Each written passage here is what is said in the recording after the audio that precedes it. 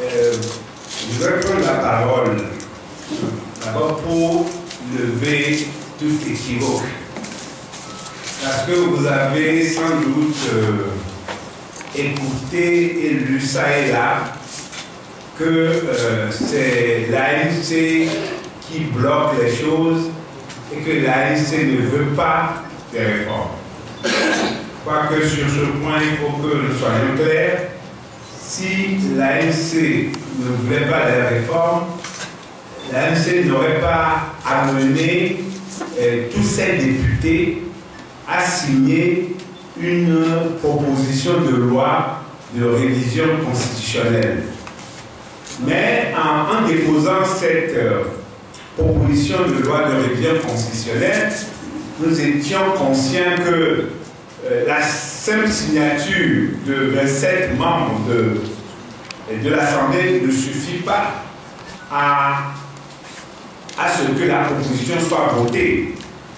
Et donc, qu'il fallait aussi que le parti majoritaire à l'Assemblée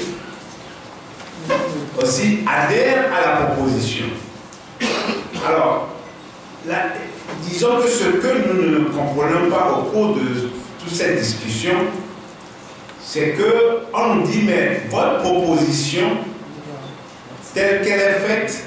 n'est pas tellement différente du projet que le gouvernement avait introduit en juin. Et donc, si nous n'apportons pas des choses sur lesquelles les partis n'étaient pas d'accord, on ne comprend pas comment se fait-il que depuis que la proposition a été introduite, le parti majoritaire n'adhère pas à cette proposition, d'autant qu'on n'apporte rien de nouveau, sauf uniquement un article 38 dans lequel il est dit que les richesses nationales doivent être réparties équitablement entre tous les citoyens et toutes les collectivités locales. Donc, on nous dit, mais nous voulons les réformes. De l'autre côté, on nous dit, nous voulons les réformes. Mais quand on dit, mais si vous voulez les réformes, mais avançons et adhérez à la proposition de l'ANC a dit, car, puisque c'est les trois sensibilités, les députés des trois sensibilités qui ont signé la proposition, et mais quand on leur dit, ben, allons au concret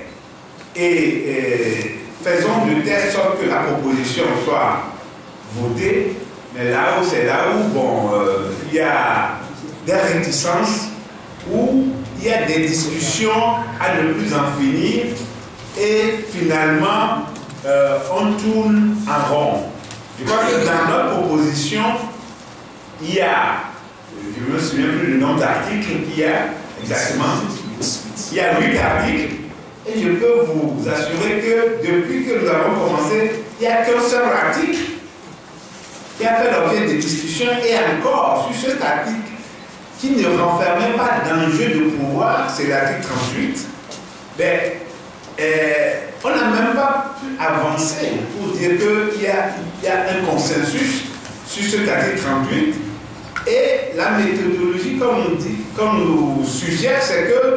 qu'il faut nécessairement, avant de voir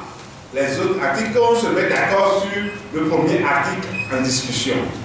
Et on voit que avec cette attitude, on ne peut pas évoluer, et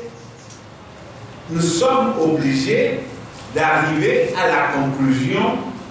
que, nonobstant ce que le parti majoritaire dit ça et là, je crois que c'est une réalité qu'ils n'ont pas une attitude dont on peut déduire qu'ils veulent véritablement ces réformes-là. Donc,